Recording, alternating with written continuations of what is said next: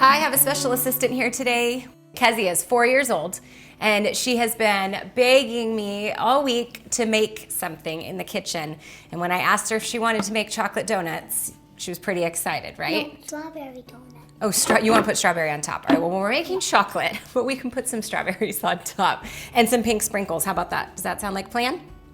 Rainbow sprinkles. Rainbow sprinkles. Okay, so this is a nut-free donut recipe that we've been making for years. It's my kids' favorite.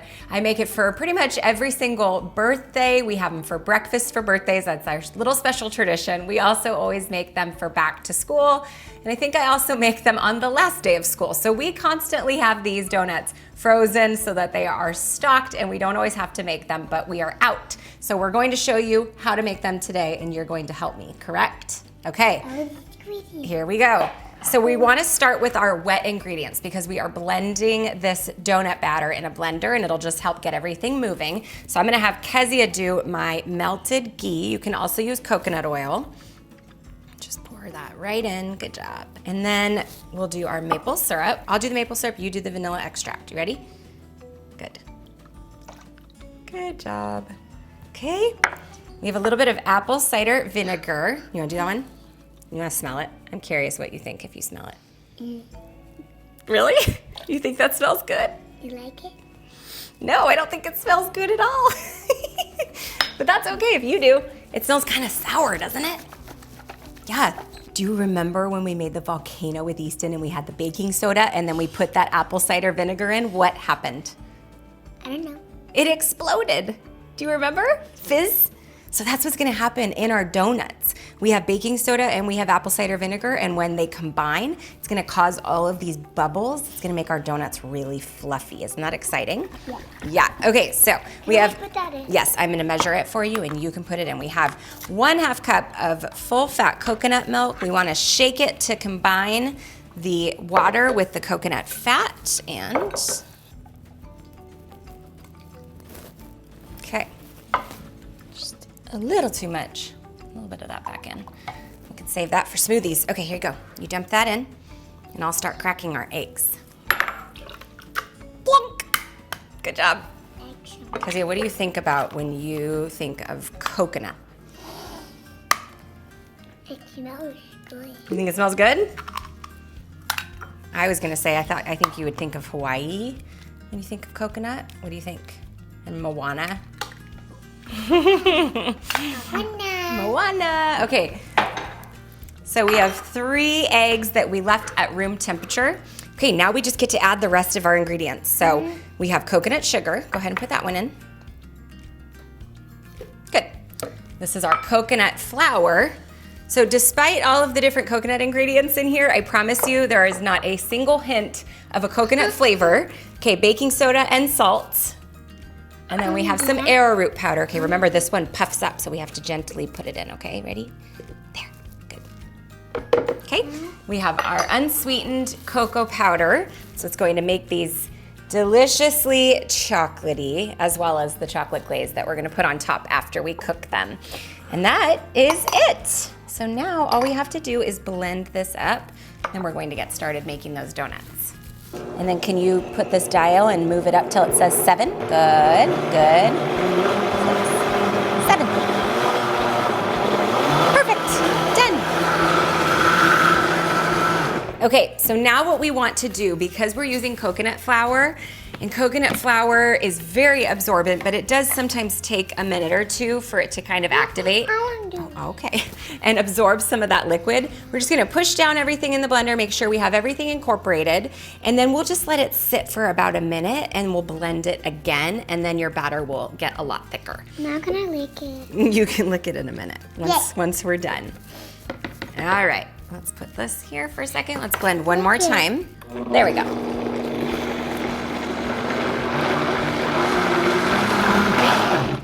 We're good. Can you press the stop button for me? Yep. So this is our donut maker. Look. Can I put donuts in? You can. It's going to be really hot though, so you have to listen to me and we're going to work together, okay? All right. Can I lick the spatula now? No, not yet, because we need it. Don't do it yet. Hold on. Okay, so you can bake these donuts or you can use a donut maker like we are going to. let me show you how to do it here. So I'm going to plug this in, babe, okay? Once I plug it in, you need to be careful not to touch it, right? Bring that right up here. So I think the easiest way to fill a donut maker is by piping the batter.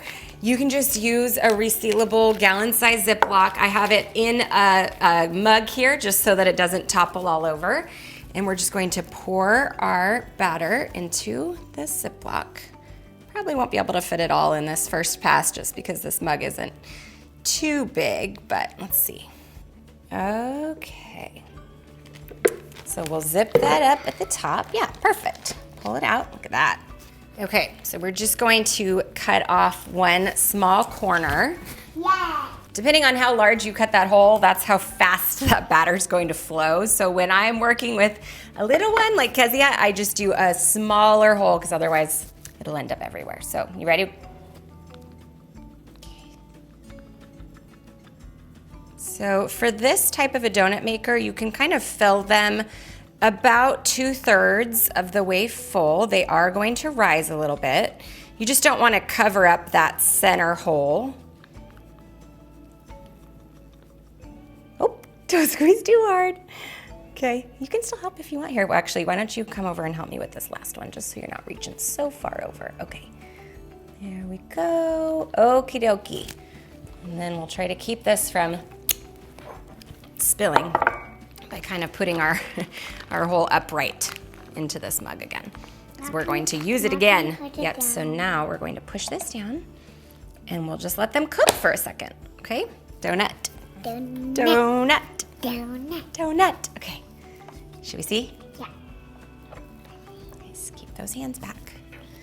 All right, so now, just gonna pull those out. Beep, beep. Beep, beep. Okay, and if there's any donut batter in the middle, just poke that little hole out. What kind of donut would you make? Strawberry. So you want to do a strawberry batter? Is that what you want next time? Yeah. Okay. So we can put strawberry, a lot of strawberry ice cream, and then just strawberries. Strawberry ice cream? And some strawberry. With donuts? Yep. What? All right, Mommy has a new recipe that I have to create then, huh? For you, my strawberry girl. If you had to pick, would you pick chocolate or strawberries? Strawberry. You would pick strawberry dessert? Yeah. Strawberry ice cream, strawberry donuts, strawberry cupcakes. And strawberry chocolate. Strawberry chocolate. I would pick chocolate. I love chocolate. And chocolate. And chocolate. Okay, we're gonna let these keep cooking. I'm gonna get my ingredients for us to make our chocolate glaze because once these cool, that's what we're going to dip them in. You ready? All right, our last batch of donuts is cooking back there. I have a teaspoon of coconut oil that I've put in a glass heat-proof bowl. And we've created a double boiler by filling this pot with just a couple inches of water.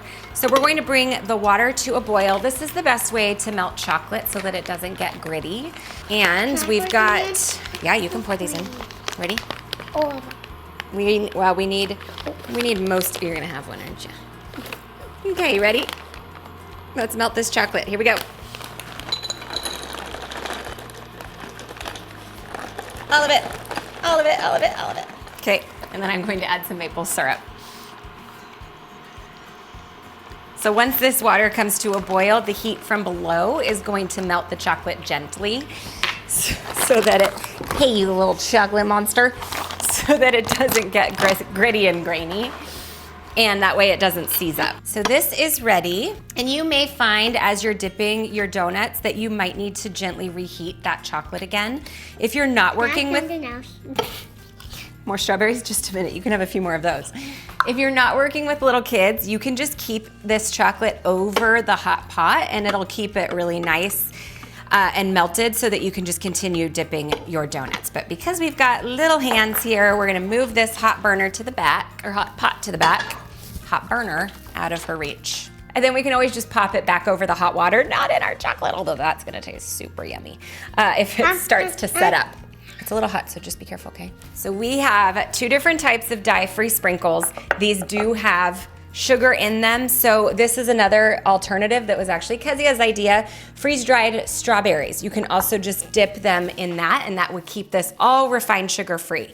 So what we're gonna do, this can sometimes become a little bit of a messy process, which your little 4-year-old will love because they'll get to lick their chocolatey fingers.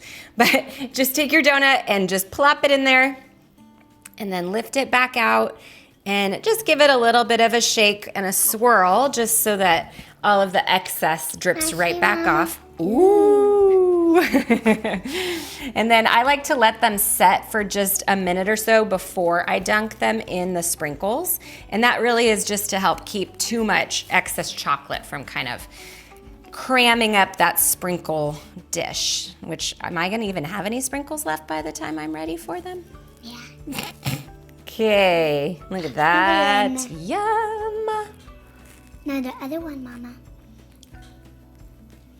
So I've created quite a few donut recipes over the years. This one is my favorite. I also just love that it's nut-free because this is one of those things that if your classroom has a fridge or a freezer, it's really nice to send your child in with a bag of these for birthday celebrations, things like that. If somebody's if somebody's bringing in cupcakes or cake for a birthday at school and your child is gluten-free or dairy-free, this is a really nice alternative because it's also nut-free. Or gluten. Or gluten. It's also nut-free, so it's school-safe. We did this for Easton in preschool. We just kept these in the freezer in his preschool classroom, and every time there was a school birthday for one of his classmates, he got to have one of these, and he loved it. He loved that they were one of his favorite little desserts, and he kind of got his own little special treat. Okie dokie. Got some extra chocolate there. That will taste delicious on dairy-free ice cream. If you just want to hang on to it, you can always just gently rewarm it and use it for that. My favorite part. Is your favorite part? It's a good part. All right, we've got our sprinkles. So there's a couple ways you can do this. You can have, you've got your, oh yeah, see, it's exactly what Kezia is doing. You could just sprinkle them on. My preferred way is to just go like this. Boop. And then you get a really nice covering of them, and that is kind of why I like to let the chocolate set for just a couple minutes so that you don't end up having it dripping into your sprinkles. Mommy, but this is the best way to get the best surface coverage. Look at it. Yeah. Rainbow And pink. I love it. We're gonna keep decorating these, and then of course we will be eating one. I love to pop them in the refrigerator because I love when that chocolate glaze on top kind of gets hardened and has a little bit of a crunch when you bite into it. And if you don't eat them all in one sitting, they are pretty little, you can freeze them like I mentioned. So I just like to freeze them on a baking tray, and then I pop them into a stasher bag. When we're ready to eat them, the kids actually love them frozen straight out of the refrigerator or out of the freezer because they do have that nice crunch. And thankfully with grain-free baked goods, when you freeze them, they don't get rock hard solid. And so you can kind of just eat things right out of the freezer. Or if you're knowing that you're going to enjoy them, take them out of the freezer, put them in the refrigerator for just about 24 hours just to thaw out gently and slowly in the refrigerator, and then you can serve them for breakfast the next morning or for dessert, whatever you'd like. You right? For my birthday, can I have these? For your birthday? Well, your birthday just passed, but yes. No, when I turn 5. When you turn 5, absolutely. And 6. Yes. All right, can you say goodbye to everybody and that you hope they enjoy their donuts? Bye. That was mine. That's yours? Oh, can't have it? Which one can I have? You tell me. I make that. Can I have one? You made it for me? Thank you. There you go. Cheers. Donut cheers. Look. I need a new donut. You don't need a new donut. The hole's still there.